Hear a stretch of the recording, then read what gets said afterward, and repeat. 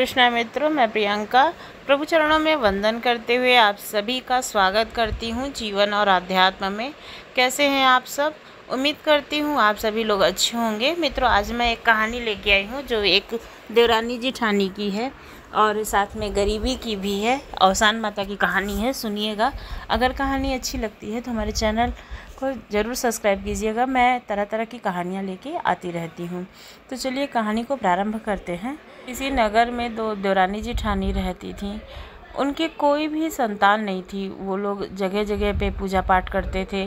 कोई बताता था कि इस पंडित को दिखाओ, उस पंडित को दिखाओ, तो दिखाते थे। या कोई डॉक्टर, मौलवी कोई भी चीज़ बताता था तो वहाँ पे वो दोनों ज़रूर जाते थे, क्योंकि उनको अपने पास जो संतान नहीं था उसकी कमी बहुत ही ज़्यादा लगती थी। क्या होता है ना कि जब किसी के कोई भी संतान नहीं होती है, बच्चे नहीं होते हैं, तो अगल बगल भी लोग बोलने लगते हैं कि इनके तो कोई औलाद ही नहीं है। फिर कई बार वो आपका मुंह भी नहीं देखेंगे, कई बार आपको बुलाएंगे नहीं। ऐसा होता है बहुत सारी औरतों के साथ। ये बहुत ही गलत बात है, ऐसी होनी नहीं चाहिए।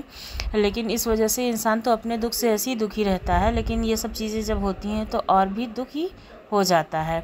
तो इस तरह से वो लोग बहुत दुखी रहा करते थे और जहाँ कोई भी बताता था तो वहाँ पर जाते थे कि उनकी संतान हो जाए। एक बार क्या होता है कि नगर में एक औरत होती है, एक परिवार होता है जिसके घर में पूजा होती है अवसान माता की। वो उन दोनों लोगों को बुलाती हैं, देवरानी जेठानी को। तो देवरानी जेठानी भी बड़े ही प्रेम से उनके घर अवसान माता की पूजा के लिए जाती है। अब वहाँ पर पूजा पाठ होता है। भी महिलाएं एक दूसरे का जो हिस्सा होता है, जो प्रसाद के रूप में 14 भागों में विभाजित किया जाता है, वो जो है एक दूसरे के झोली में, अचरे में यानी कि डालने लगती हैं। और फिर सिंदूर लगा लगा के सब लोग आंचल फैला फैला के अपने मानता भी मानने लगते हैं। जिसके मन में जो भी होता है, जिस चीज़ की भी कमी होती है, तो उस तरह से सब लोग मानने लगती हैं।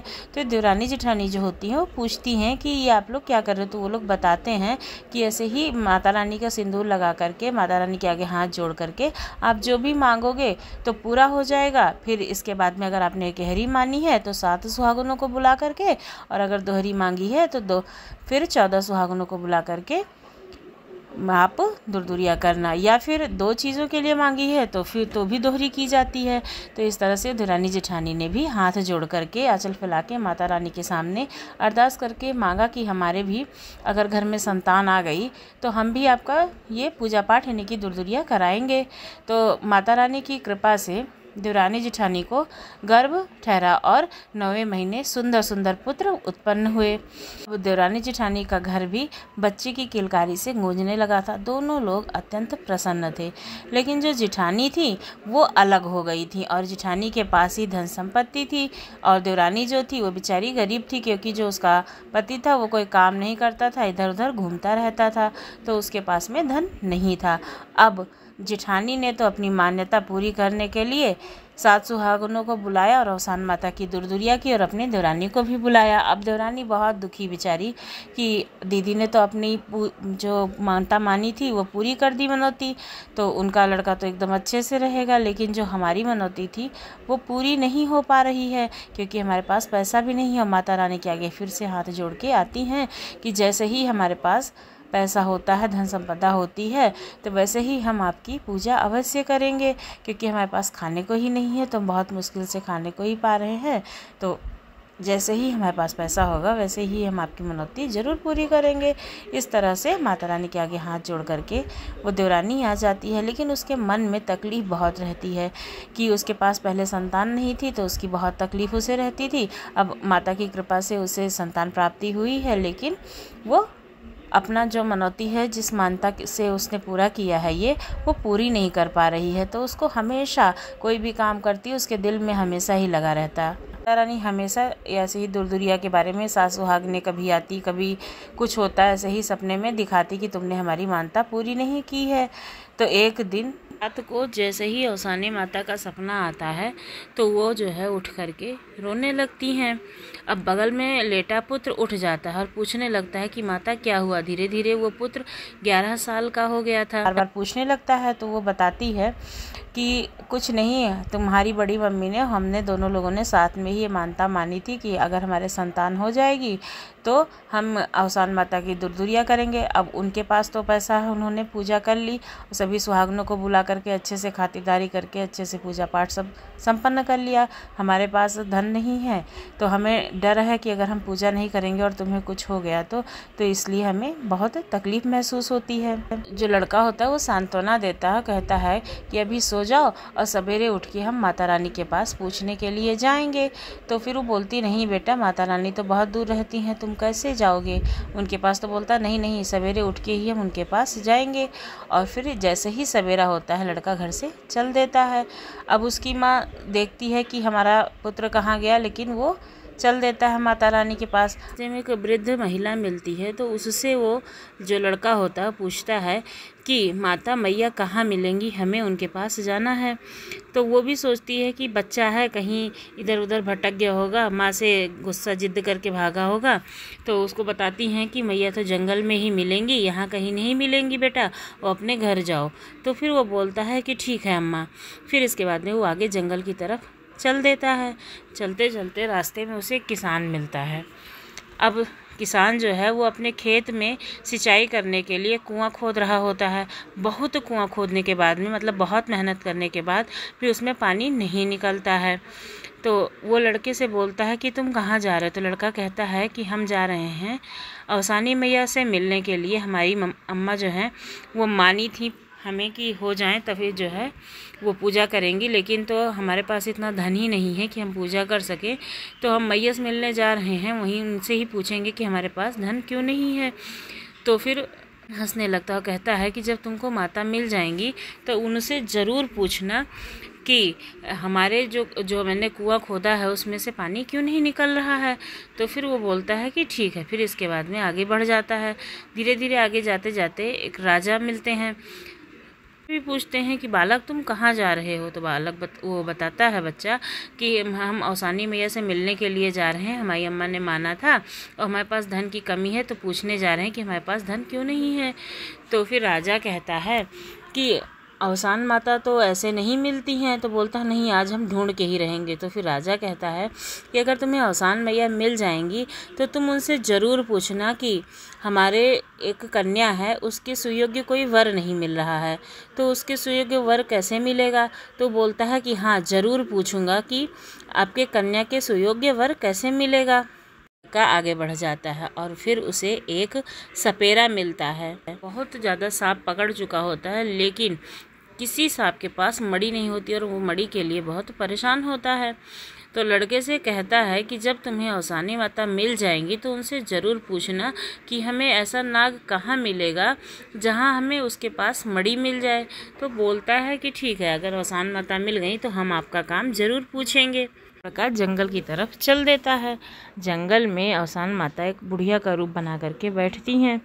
लड़का उनको देख करके पहचान जाता है और जा करके उनके चरणों में गिर पड़ता है और कहता है कि माता रानी, जैसे बहुत सारे लोगों को धन दिया है वैसे ही सबको संपन्न क्यों नहीं करती, और किसी न किसी को किसी चीज़ की तकलीफ़ हरदम बनी रहती है। आज जब मैं यहाँ आ रहा था तो हमें एक किसान और एक राजा और सपेरा मिला था जो बहुत परेशान था। सपेरा मड़ी को लेके परेशान था, उसके पास मड़ी नहीं थी, और राजा जो थे उनके पास कन्या थी लेकिन उसके सुयोग्य वर नहीं मिल रहा था, और किसान बेचारा तो कुएं से जल निकाल करके परेशान हो गया था, लेकिन जल नहीं निकल रहा था। लोगों ने कहा है कि जब मैया मिल जाएंगी तो उनसे ज़रूर पूछ के आना कि इसका उपाय क्या है।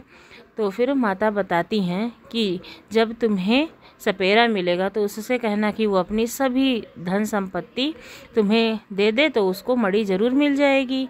और जो राजा हैं उनसे कहना कि जब उन्हें कोई भी गरीब आदमी मिल जाए अपनी लड़की का विवाह ढूंढते ढूंढते, तो उसी गरीब आदमी के साथ में अपनी लड़की का विवाह कर दें।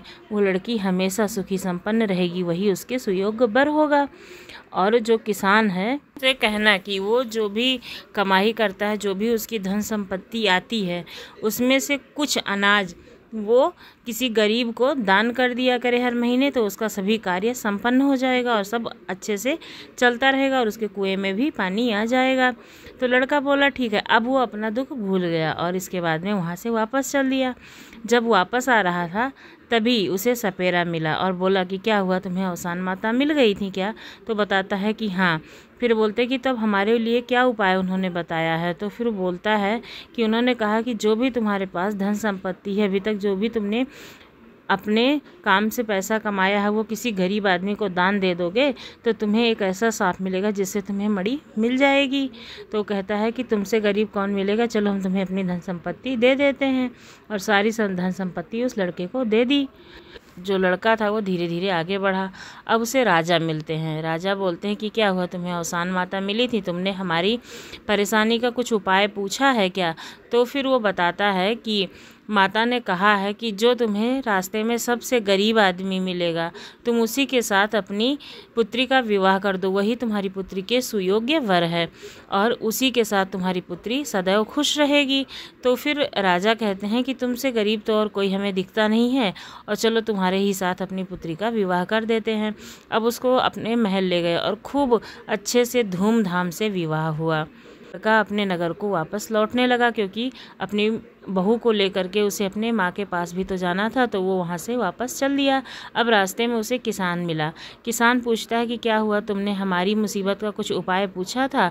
तो लड़के ने बताया कि माता रानी ने ये आदेश दिया है कि तुम्हें जो भी धन संपत्ति प्राप्त हो, तुम उनमें से कुछ % जो गरीब हो उसे करो, यानी कि तुम्हारे पास जो भी अनाज उत्पन्न होता है उनमें से कुछ अनाज गरीबों को दे दो जिससे उनका पेट भर सके।